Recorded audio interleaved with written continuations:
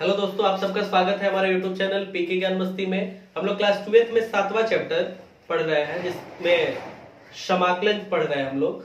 और समाकलन में जो प्रश्नावली 7.2 है, उसमें हम लोगों ने 23 तक सवाल जो है इससे पहले तक के वीडियो में हल कर चुके हैं। आगे जो 24 नंबर सवाल है मैंने लिख रखा है, दिया गया है 2 cos x minus 3 sin x पूरे के बटा में है 6 cos x plus 4 sin x, और कहा गया कि इसका समाकलन कीजिए। समाकलन करना है तो इससे पहले हम लोग इंटीग्रेशन समाकलन का चिन्ह बना लेंगे और dx लगा लेंगे यहाँ, और समाकलन को अंग्रेजी में इंटीग्रल्स बोलते हैं, इसलिए लिख लेंगे I इज टू। ध्यान से समझिएगा। अब आगे इसका समाकलन कैसे होगा, ध्यान से सुनिए। I इज टू, यह बताइए 2 अंश जो है इसको तो ऐसे ही लिख लीजिए, 2 cos x minus 3 sin x बटा में 6 cos x plus 4 sin x है ना। इन दोनों से देखिए तो 2 कॉमन हो जाएगा, तो 1/2 को मैं कॉमन करके बाहर लिख ले रहा हूं। और जब 1/2 कॉमन होगा तो नीचे जो है ये 6 cos x जो है ये 3 cos x बन जाएगा, और जो 4 sin x है ये 2 sin x बन जाएगा। बनेगा ऐसा। अब इसका समाकलन है, यहां dx लगा देते हैं। अब ध्यान से सुनिए, देखिए तो अंत में जो है 2 cos x minus 3 sin x, यदि हर का हम लोग अवकलन कर दे, हर का क्या करें, अवकलन, तो हर का अवकलन करेंगे तो अंश वाला प्राप्त हो जाएगा। कहने का मतलब क्या है, 3 cos x का अवकलन माइनस sin x, तो माइनस 3 sin x यहां बन गया, और प्लस 2 sin x का अवकलन cos x, तो 2 cos x minus 3 sin x, तो 2 cos x minus 3 sin x यही ना है अंश में। तो हर को यदि हम लोग t मान लेते हैं तो अंश वाला प्राप्त हो जाएगा। यदि इसका अवकलन कर लेंगे तो हर वाले का अवकलन कर लेंगे t मान के, और यदि अवकलन कर ले तो अंश वाला प्राप्त हो जाएगा। और यहां से हम लोग dx के जगह कुछ विस्थापित कर लेंगे। क्या कर रहे हैं, ध्यान दीजिए, इसको बना दीजिए पे समीकरण 1, और लिखेंगे हम लोग, माना 3 cos x plus 2 sin x equals to t। 3 cos x plus 2 sin x equals to t। अब लिख लेंगे दोनों पक्षों का x के सापेक्ष अवकलन करने पर, तो दोनों पक्ष में ddx लगाएंगे, तो ddx of 3 cos x plus 2 sin x equals to ddx of t। ध्यान दीजिएगा, तो 3 और cos x का अवकलन माइनस sin x, तो 3 इंटू ये minus sin x plus 2 into और sin x का अवकलन जो है cos x होता है, equals to ddx of t। ध्यान दीजिएगा, तो मैं पहले इसको लिख दे रहा हूं 2 cos x, और ये इंटू करेगा 3 इंटू माइनस sin x, तो माइनस 3 sin x ना, तो 2 cos x into minus 3 sin x dx बराबर क्या बनेगा, dt बनेगा ऐसा। तो क्या करेंगे अब इसके बाद, जो समीकरण 1 बनाए हैं, समीकरण 1, तो समीकरण 1 में 3 cos x plus 2 sin x के जगह t लिखेंगे हम लोग, 3 cos x plus 2 sin x equals to t, तथा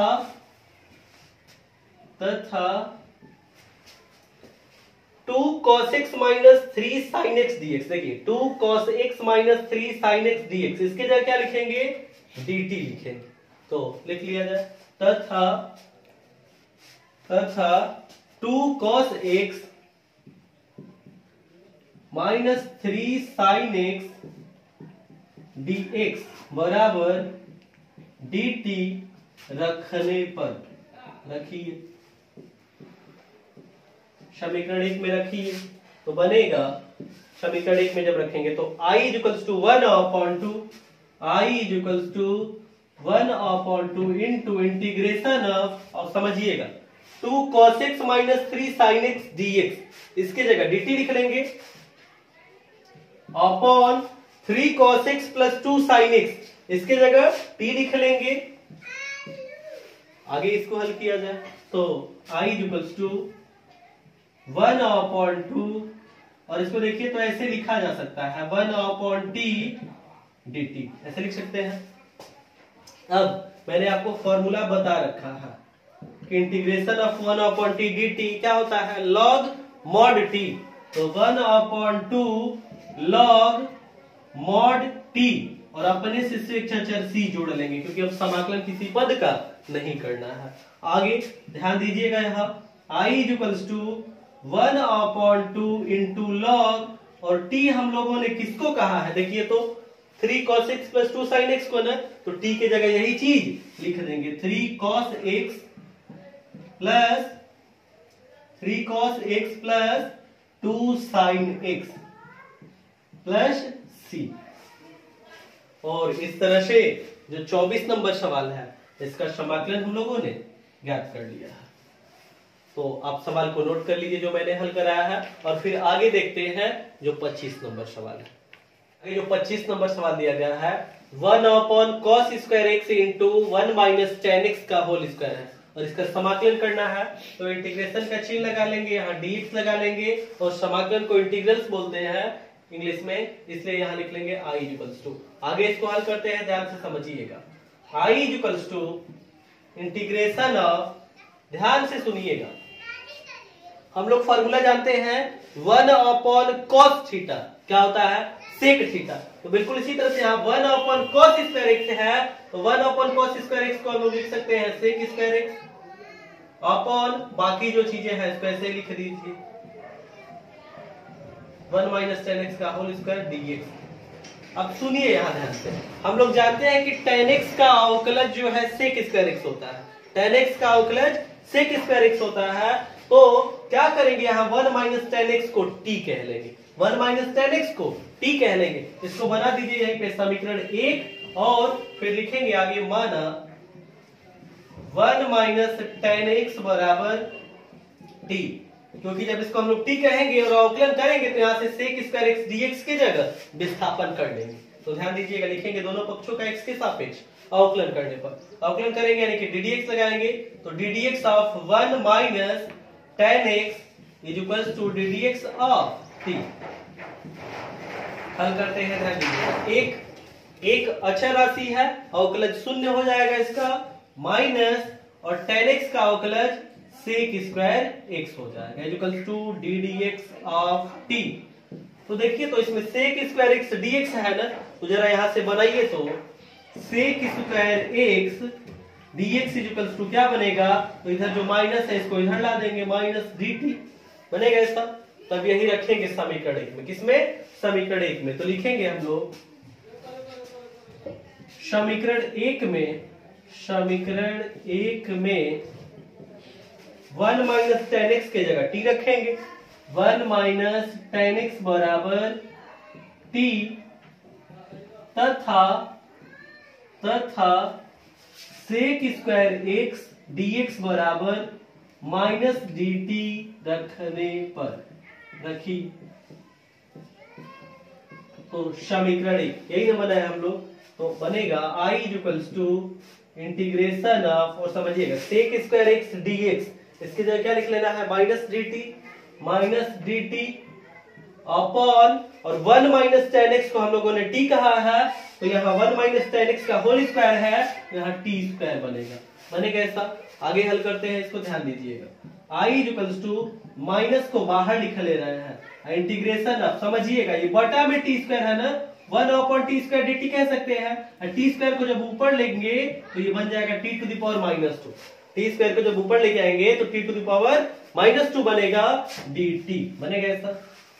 आगे हल करते हैं, ध्यान दीजिएगा, I इक्वल्स टू, अब मैंने आपको एक फॉर्मूला बता रखा है ddx of x to the power n, formula होता है x to the power n plus 1 upon n plus 1, condition होता है कि n का मान -1 के बराबर नहीं होना चाहिए, बिल्कुल इसी तरह का यहाँ बन रहा है, x के जगह t है और n की जगह -2 है, तो यहाँ n का मान -2 है, -1 नहीं है ना, -1 को छोड़ के अन्य कुछ भी है तो फॉर्मूला लगाएंगे, तो फॉर्मूला बनेगा माइनस पहले से है इसको लिख लिए, t की घात -2, इसका जब हम लोग समाकलन करेंगे तो बनेगा t की घात -2 धन अब बटा में -2 धन 1। और अब किसी पद का समाकलन नहीं करना है तो अपने से एक स्वेच्छाचार c जोड़ लेंगे। यहाँ कौन सा फॉर्मूला लगाया है, तो मैंने आपको एक फॉर्मूला बता रखा है, चूंकि integration of t to the power n dt बराबर सूत्र होता है t to the power n plus 1 upon n plus 1। Condition एक होता है कि n का मान -1 के बराबर नहीं होना चाहिए, तो यहाँ -1 के बराबर नहीं है n का मान, अतः इस पे ये फॉर्मूला लगा के हल कर सकते हैं और अपने से स्वेच्छाचार c लिख लिया। आगे हल किया जाए इसको, समझिएगा। i इक्वल्स टू माइनस और t की घात -2 धन 1 है, तो -2 धन 1 यानी क्या बनेगा -1 ना, और बटा में -1 माइनस माइनस प्लस हो जाएगा, ये वाला माइनस माइनस प्लस। तो ध्यान दीजिएगा i इक्वल्स टू प्लस में बनेगा t की घात जो -1 है, इसको 1/t भी तो कह सकते हैं। t की घात -1 को 1/t लिख सकते हैं, और -1 यहां भी माइनस से प्लस हो गया, अब प्लस c। अब हम लोगों ने t कहा किसको है, देखिए तो i इक्वल्स टू हम लोगों ने t कहा है 1 माइनस tan x को, तो जहां इसमें t है उसके जगह लिख देंगे 1 माइनस tan x।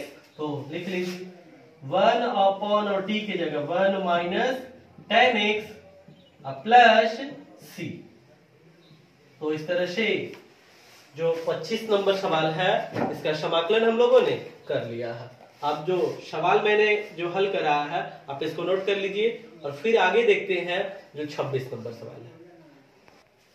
आगे देखिए जो 26 नंबर सवाल है, cos √x अपॉन √x है और इसका समाकलन करना है। तो समाकलन करना है तो इससे पहले समाकलन का चिन्ह और यहाँ dx लगा लेंगे, और समाकलन को अंग्रेजी में इंटीग्रल्स बोलते हैं, इसलिए इसको i इक्वल्स टू लिख लेंगे। ऐसा सभी सवालों में करते आ रहे हैं। आगे इसको कैसे हल करेंगे ध्यान दीजिएगा।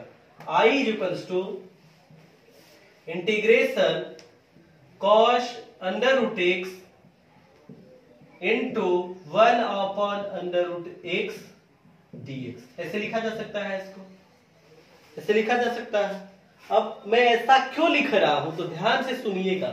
मैंने आपको अवकलन पढ़ा रखा है और उसमें मैंने बताया है कि √x का अवकलज 1 अपॉन 2 इंटू √x होता है। मैंने क्या कहा, √x का अवकलज यानी कि ddx ऑफ √x क्या होता है 1 अपॉन 2 इंटू √x होता है।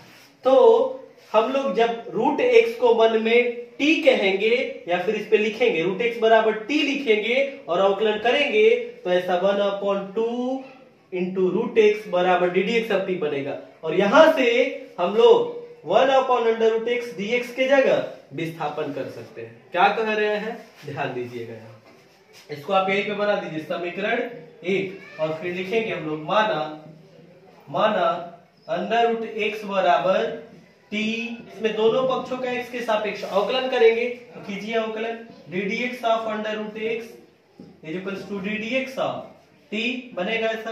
अब √x का अवकलन करेंगे तो क्या मिलेगा 1 upon 2 into √x 1 upon 2 into √x is equals to ddx of t बनेगा ऐसा। तो यहां से 1 अपॉन √x dx बराबर क्या बनेगा, तो 2 इधर बटा में इधर आएगा तो गुणा करेगा, बनेगा बराबर 2 dt बनेगा ऐसा।